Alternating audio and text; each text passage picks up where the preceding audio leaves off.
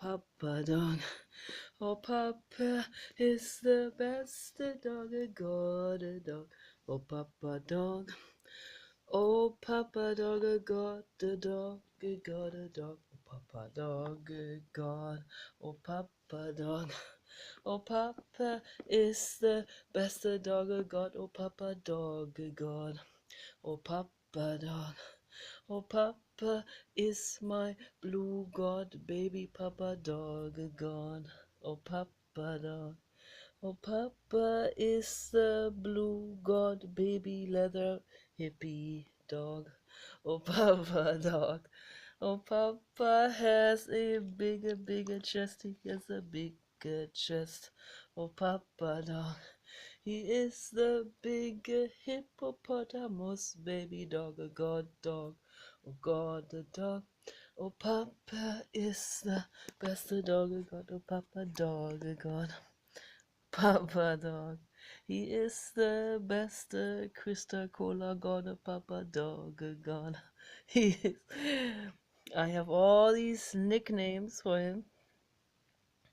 He has very big shoulders and very big biceps. As you can see, very, very big.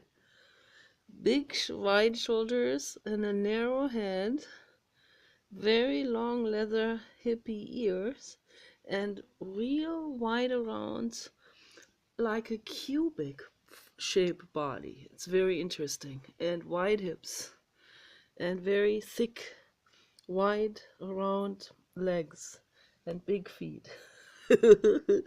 Yes, Papa Dog, you are gorgeous. You are so gorgeous, and he smells good. He smells really, really good. Oh, this is an amazing, amazing smell. It's an amazing smell. So, today I want to. It is raining outside, and it is nice in here. I don't even have the heater on at this point, which is cool, you know, which is warm, which means it's getting warmer. So that is wonderful. That's really, really great. We didn't get to go to the beach today because it's raining too much, but we'll do that tomorrow. Yes, the light is not flattering at all. But what can I do? You know, that's life. Life is a constant evolution. Our bodies also, they go through an evolution. It doesn't stay like it always was, like it used to be, you know. So it always shifts. One gets wrinkles and gets jelly and all of this, but that's okay. You know, I'm an artist, and I also invite everyone to do the same, to be an artist, at least to be an artist of life, you know, so you can be in the flow of it and enjoy things and not look in the mirror or look into the camera and the monitor and go like, but just go, like that, you know. That's that's what we need to do. And then everything is good. So I want to share something with you that I bought. I bought something amazing. I bought more of the Play-Doh. Papa Dog, you want to go on my recliner chair? What do you want to do? What do you want to do? You want to go on the recliner chair? Recliner? You do what do you want? What do you want? What do you want to do? What do you want to do? He has real shiny, wonderful hair. Same color almost as the rug. That's very nice. He's a match. Yes, Papa Dog, you are a match to this house. Yes, you're a perfect, energetic match to this house. Yes. Yes, yes, he is digging for cookie crumbs, I guess. Yes, they always fall in that crack between the two seats. Okay, so anyway, gotta show this to you and inspire you, Mirka, to do the same thing. This is amazing material. Ah, it smells like a dream. And it came with these 2 cookie cutters. Okay, here. I'm gonna take this over to my painting and we can check it out. Pada, what do you want to do? I got cookie cutters here for you. You want to check out the cookie cutters? Very amazing. I got cookie cutters for you. I got cookie cutters for you. Yeah, it's just, and you can't eat this. No, you can't eat this. I don't know what to do with these cookie cutters. That is not exactly what I use as an artist. But, you know, I'm not going to be using this with my Play-Doh material, but I could use this to make cookies with. That would be something. Yeah, I can try that. So I'm going to put these cookie cutters up here.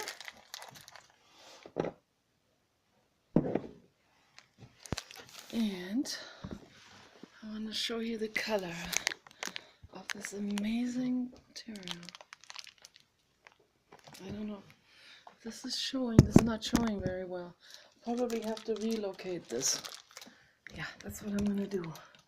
I'm gonna relocate it over to this side, and then I can show it better. Yes, this is better. So, because then we can. Almost fell. My camera stand almost fell. Oh my goodness. Okay, this is not easy, but I can almost lift it just like this. It's very lightweight. So, okay. That's awesome. I can utilize the daylight, and it comes out so much better in the daylight, the color. Awesome, awesome. Not, yeah, this is a different blue, but that's okay. It looks good together. So here, I'm gonna open this. It is wonderful. It's sort of like a refill kit. That's what this is. Oh, that smells so good. Oh my God. Fresh and bouncy. Nice. I love it. I love it. I love it. I love it. I love it.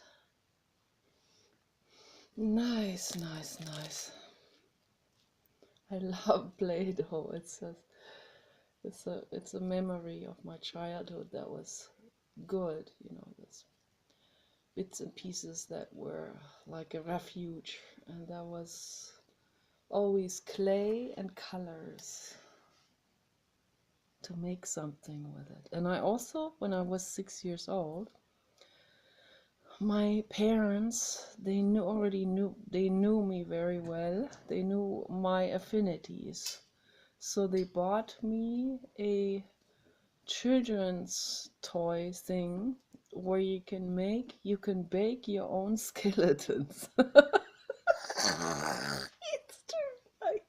I was baking my own skeletons. And that was very cool. I forgot the name of this thing, but it had a little baking oven that was open, sort of like a hot plate, more electronic. And it had these tubes that had this liquid, I don't know what it was, some kind of polyester or polyurethane or whatever, some kind of a liquid plastic material that when we poured into the forms, it had these forms that would be placed into this hot plate. And when we pour that in and we bake these forms in that open oven, then it would harden into a wobble toy, and we could pull it out like this, zip, out of the form, and then there would be this wobbly skeleton. And they even had glow in the dark material, and then I had glowing in the dark skeletons. And I went to my therapist Annalise and I said, I have baked my own skeletons and they even glow in the dark. And I showed her my whole theme, when I was in therapy at age 6. My whole theme was about skeletons, chopped off heads, chopped off limbs. That's what I was painting. So it was a psychogram of some sort. Where that stuff was coming from, I have no idea. But it may have come from another lifetime. And Annalise, who was a psychoanalytical scholar, had not gotten into reincarnation. So she never mentioned that, she never had that idea that it may have come from another lifetime, because I painted Iron Maidens, and that does not come from our lifetime for sure. And I don't think I had seen that anywhere. I remember we went into a Middle Age museum when I was a teenager already. I had not been to a Middle Age museum before that.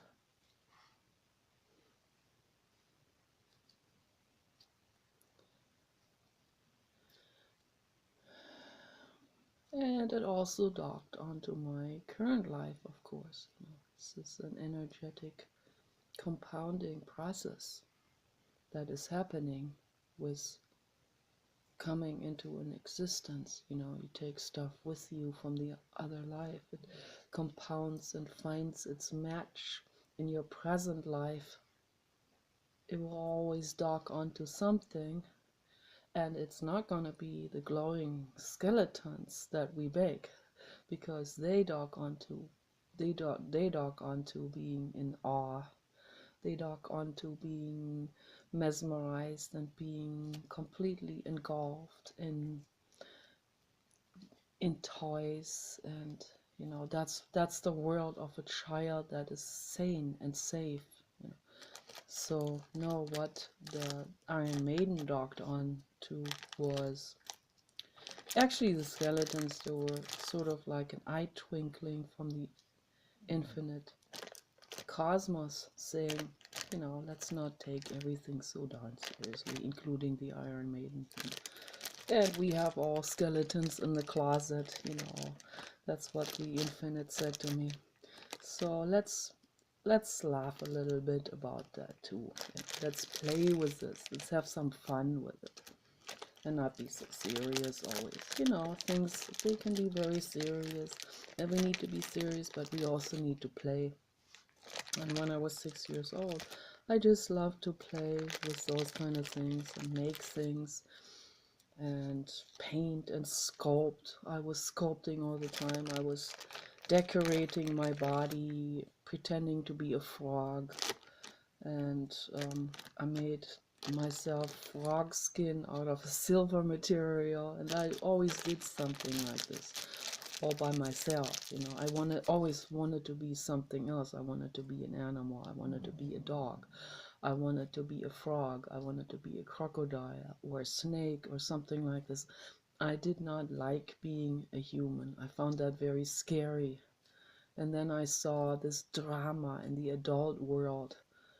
The jealousies. I saw these jealous energies everywhere, women being jealous of each other. And I decided, oh, you know what?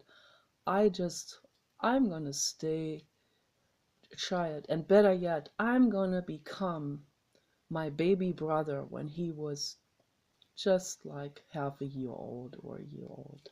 That's what I'm gonna become when I get older. When I become 13, I'm gonna be my baby brother at 1 year old. And that's precisely what I created. You know. My breast started to grow, which I found extremely frightening. You know, I found the glances frightening. I was still a child in my head. I could not deal with this adult drama coming directly at me, not just dealing with it as observing others, but it was now coming directed at me. It was frightening beyond imagination. And not only because I was a male in my last two lifetimes, but also because I've been a woman before that, always alternating. You know, we need that in order to learn. But also because my brain was still a child, I was psychologically regressed for several reasons. You know, I was psychologically regressed because my lifespan is different than normal. You know, it is, everything is stretched out farther. My brothers too, and that caused some problems in school and all of this. But also because I've had molestation issues as a child, and all of my dreams point to it. So it's kind of like the child decides, oh, I'm not going to become an adult. That's not what I want. And not only for that reason, but for many other reasons, for creative reasons and for play reasons, and for not not putting that inner child in a prison, you know, as most people are doing. As an artist, we stage play children. Artists are play children. They don't give that up. Got me in a lot of trouble, even if I never caused any trouble. I caused people's egos trouble just by existing.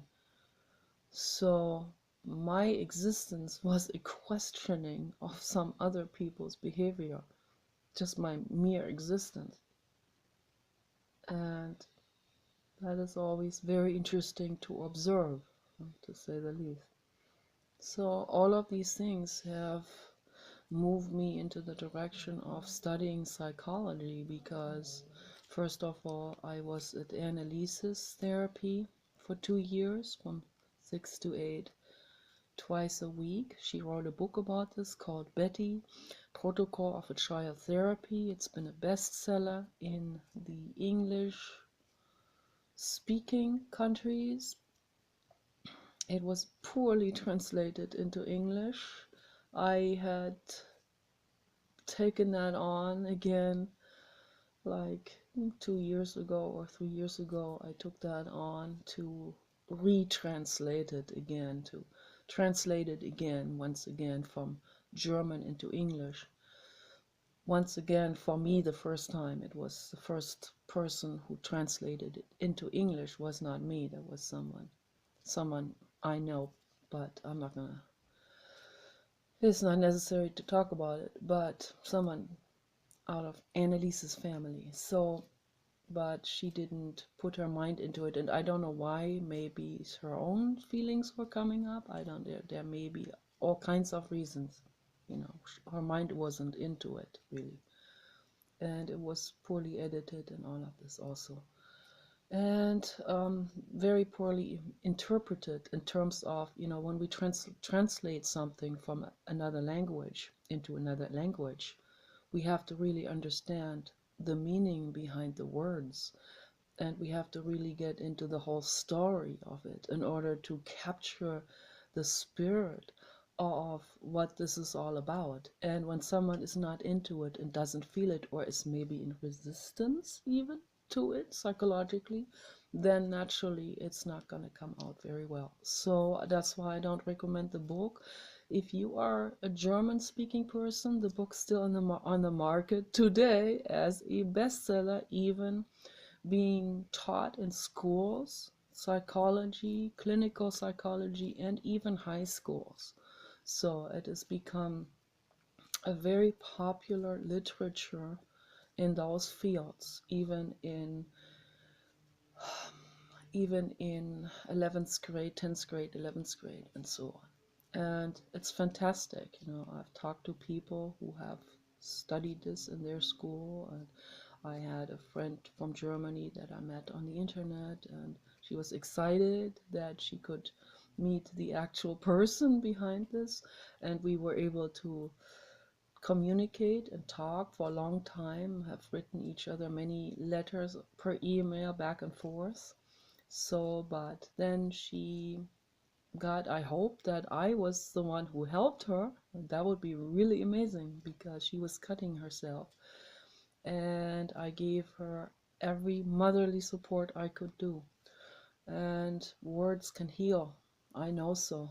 And she found her path. She dropped out of school because the Abitur, that was getting very stressful for her because of her also with her emotional problems. And I tried to talk her into finishing it because that would be better to have it.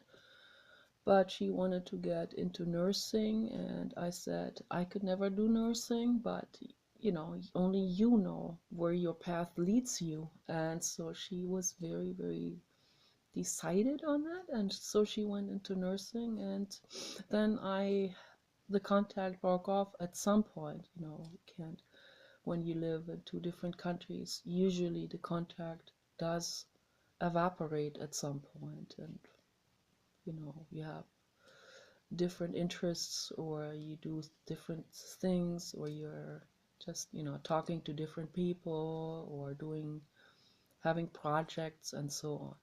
Then the contact dissipates. But I was friends with her for many months, maybe half a year. It was very interesting. It's very cool. I told her to visit Annalise, but I think she was shy. She didn't want to. So Annalise is no longer here now in Annalise form. So, but she came back in a different form. So, but that's a different story.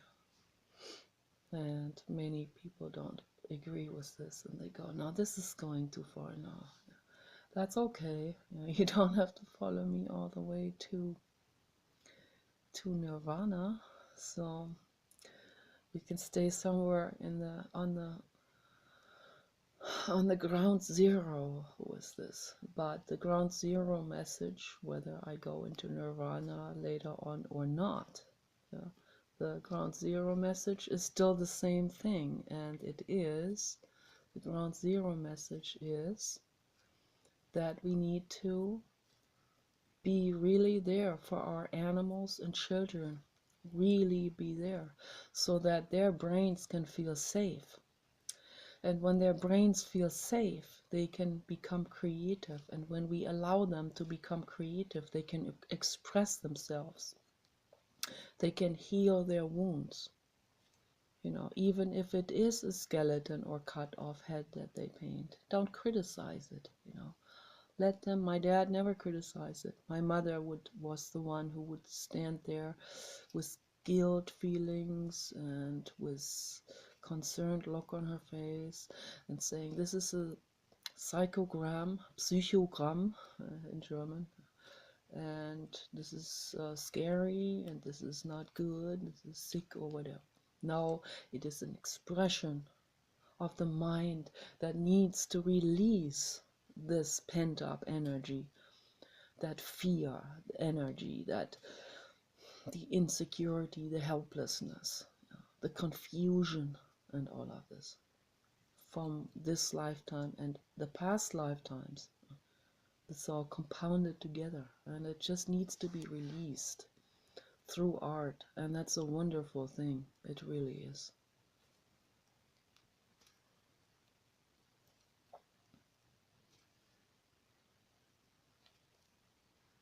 So if you are a German-speaking person, Mirka, you speak German, you can get yourself that book. I don't get any royalties from those.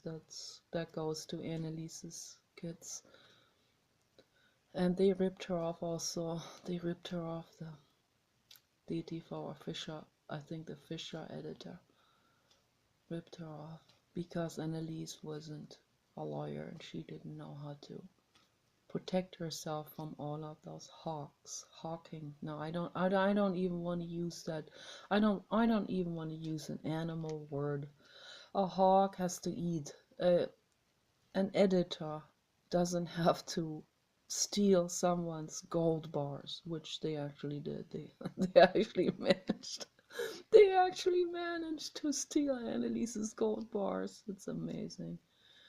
She saved all these gold bars in order to save that, for her children and grandchildren. And then some editor said, "Let me store them for you. They'll be safe with me." And she never saw them again. And he said, "Oops, someone broke into my house and stole the gold bars." I don't know how many 100 gold bars like this big.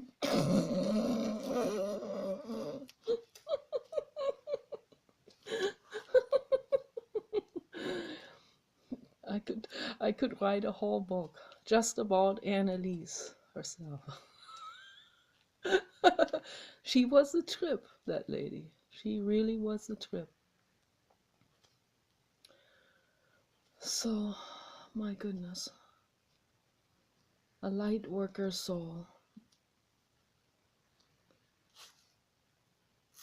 Yeah, I believe that she did make it into indigo in the very last moments of her life. A lot of realizations came to her. And there were so many realizations.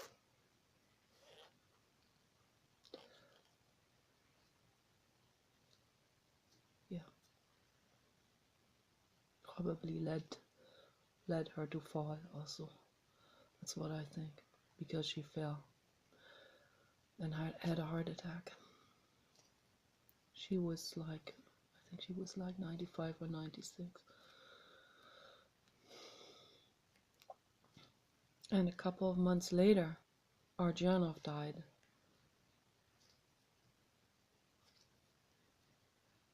They were about the same age. He was 3 years younger than her. They made it to a very old age. They both had very rich lives. Lots of pain in it, lots of suffering, lots of growing going on, lots of inevitable, difficult moments and realizations and stuff like that. But that's what brings us to the other levels. I decided I have suffered enough in my life. I don't want to suffer anymore. I suffered enough. It's enough now.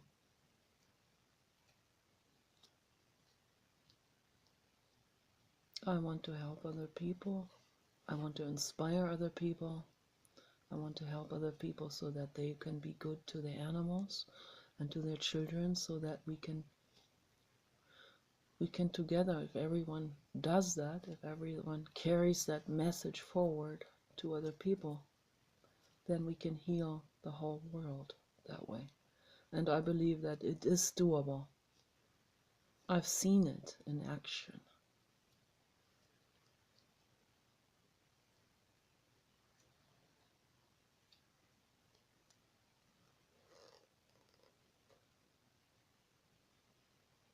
Papa dog is snoring.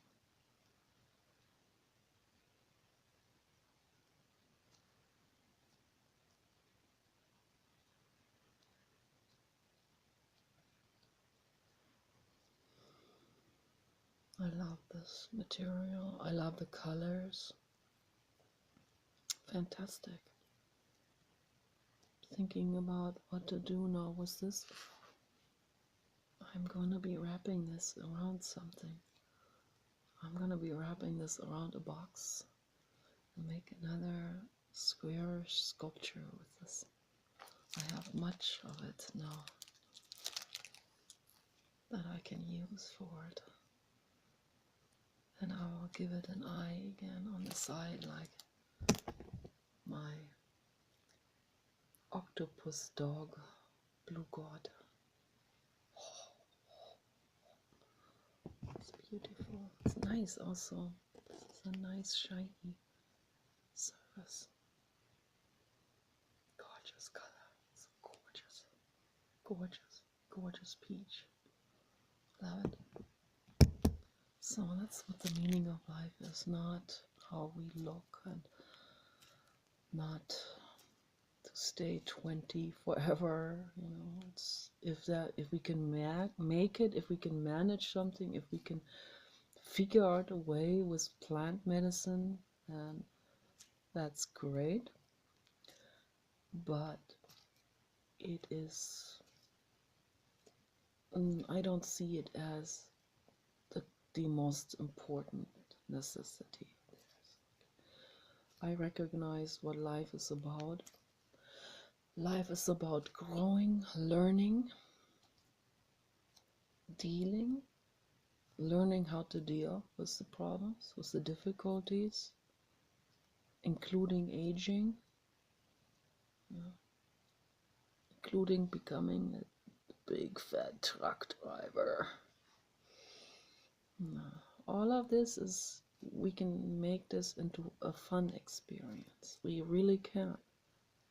But it requires us to think out of the box and not be stuck in what society dictates to us.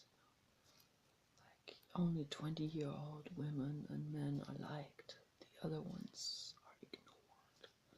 Okay, then I invite all the other ones to come to my coffee and cake. I mean, I use Cafix coffee, caffeine-free, made from barley malt, and I will give you a vegan cake.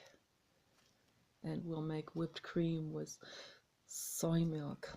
And you can come to me and we can laugh about our wrinkles and we can have some fun.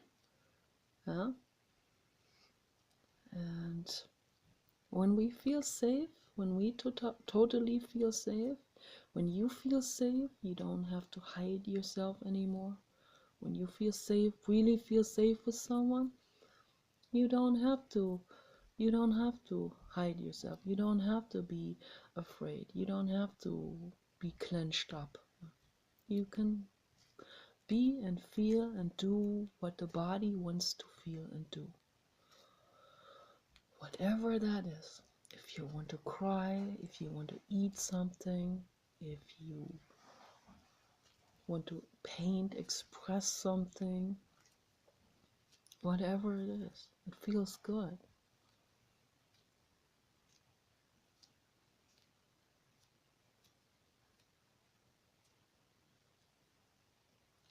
It doesn't mean we have to, we're not bound to what society tells us that we can do for enjoyment. That would be very lame to do that. Society tells us you should go to Disney World, to a roller coaster, and they tell us that is fun. Or like, what are you doing for fun? I hear people say, for fun? I like to read Friedrich Nietzsche. That's like not their idea of fun. They want to go to a roller coaster. They want to get drunk. They want to party. They want to take drugs. That's their idea of fun. That's not my idea of fun. My idea of fun is making art. Is Friedrich Nietzsche, Gautama Buddha, David Foster Wallace, cuddling,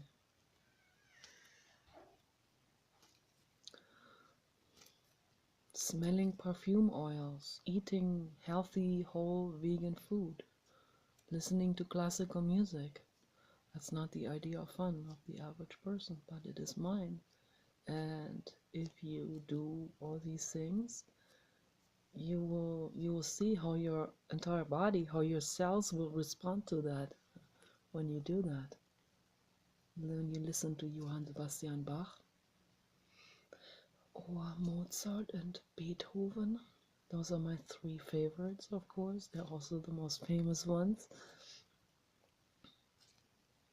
I also like Antonin Dvorak.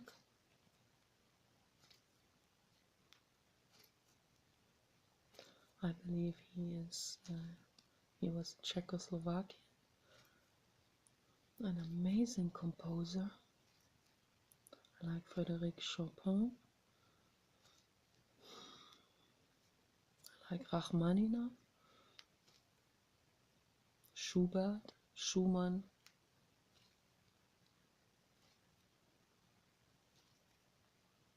Clara Schumann. Clara Schumann was an angel soul. Very independent from her husband.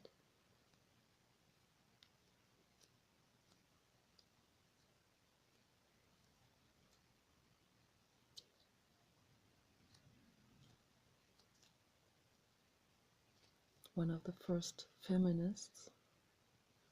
She lived it, didn't need to talk about it.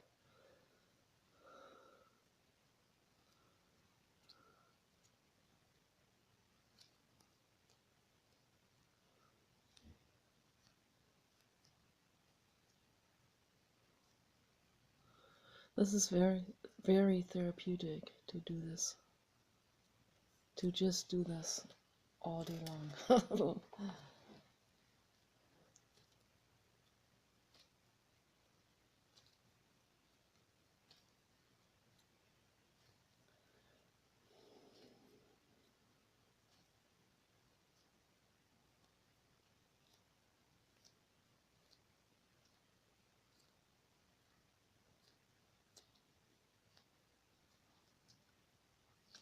Makes nice sounds. It stains my hands. Nice,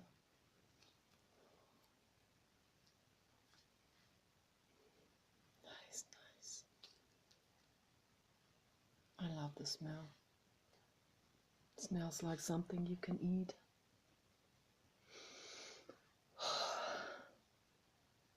It's a generic Play-Doh, by the way.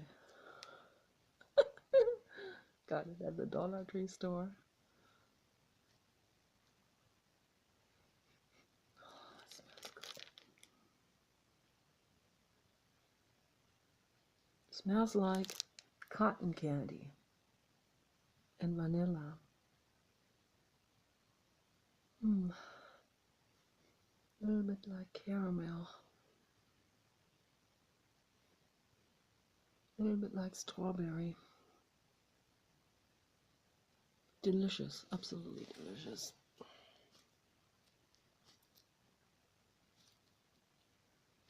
One day we're going to be able to share the smells with each other through the internet. One day we're going to be able to pet each other through the internet. They're already using this in the porn industry.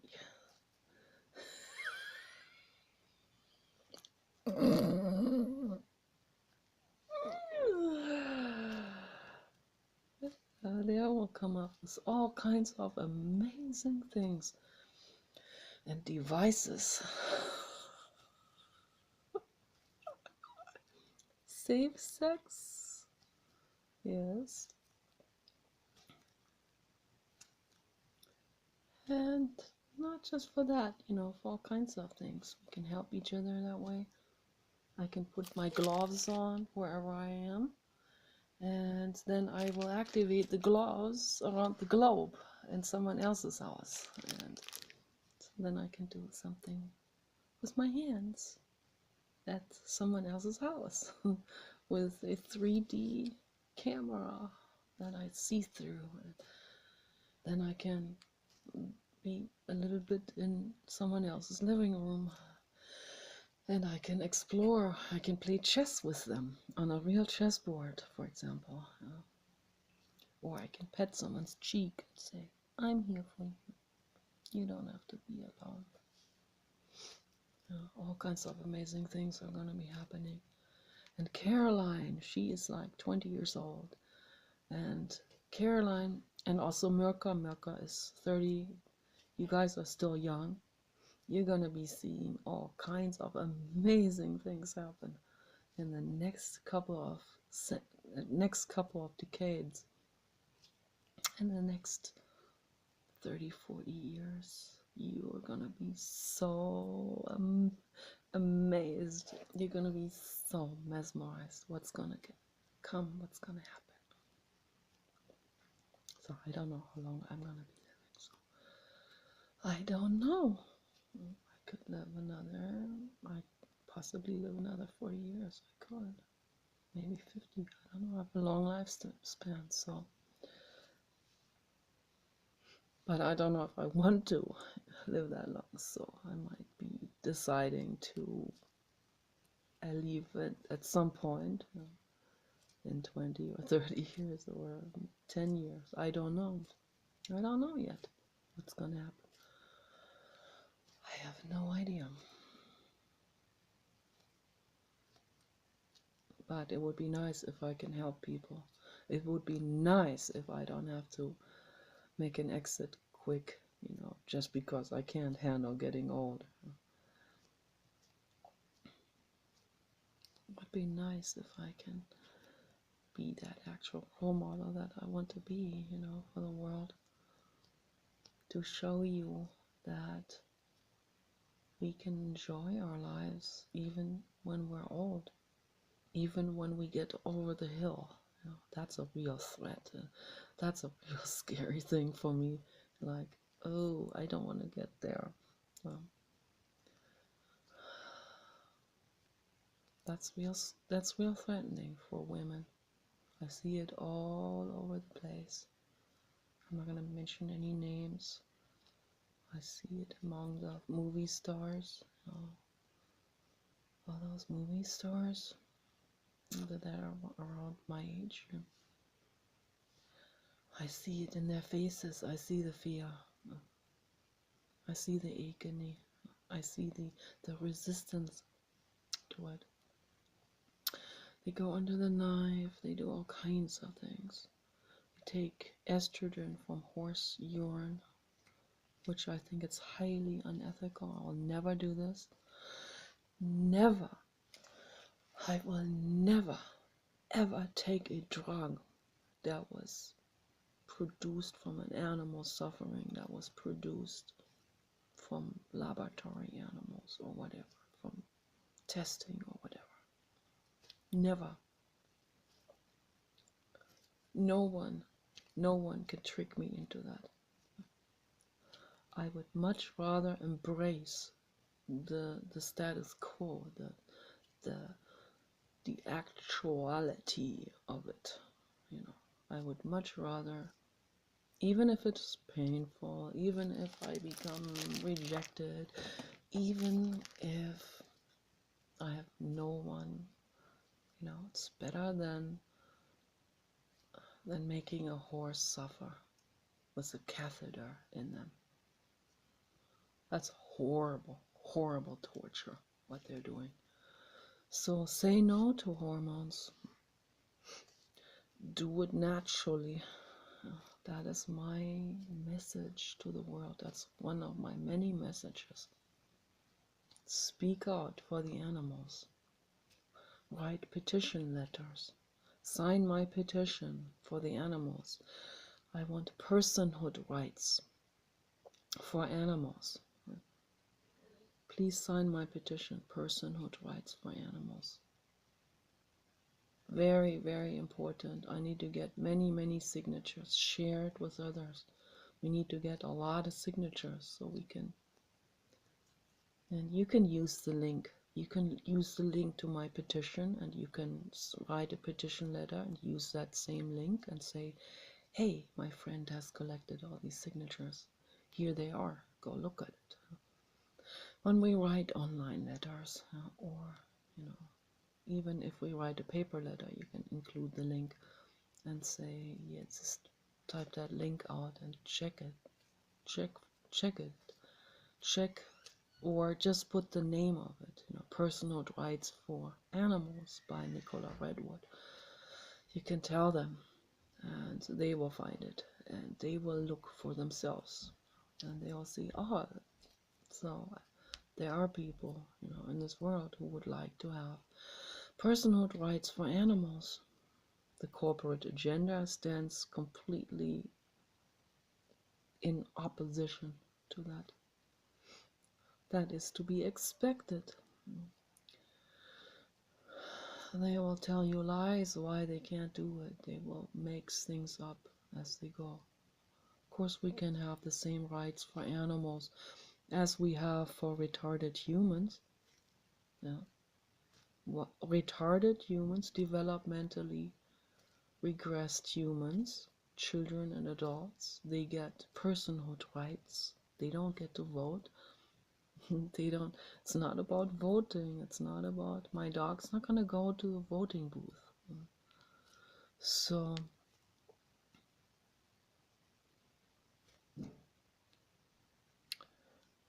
it's not about the driver's license. It's not about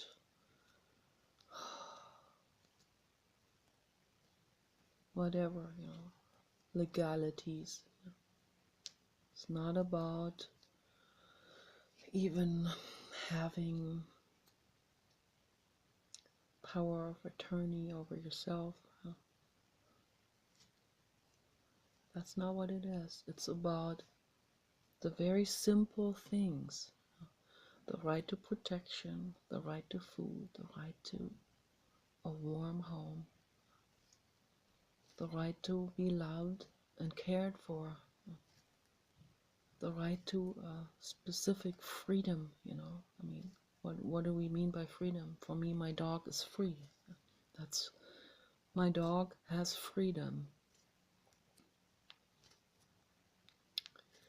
He doesn't want to travel to other countries. Not interested in this.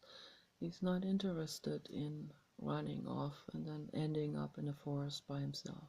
No, he wants to be protected. He has the freedom to go into our big garden and explore and smell the animals and bark and have some excitement, go with us wherever we go, go with us to the beach. He has a right. He has a legal right. He has a moral right to protection. Okay. And so do the farm animals, and so do the animals in laboratories. And that's why we need personal rights, so we can actually go in there and say to them, you do not have a right to put these animals in this laboratory. We have a right to free these animals and put them into foster care and sanctuaries. Bring them to the climate zone that they belong to. Bring an elephant back to Africa or Australia or Asia where it's warm.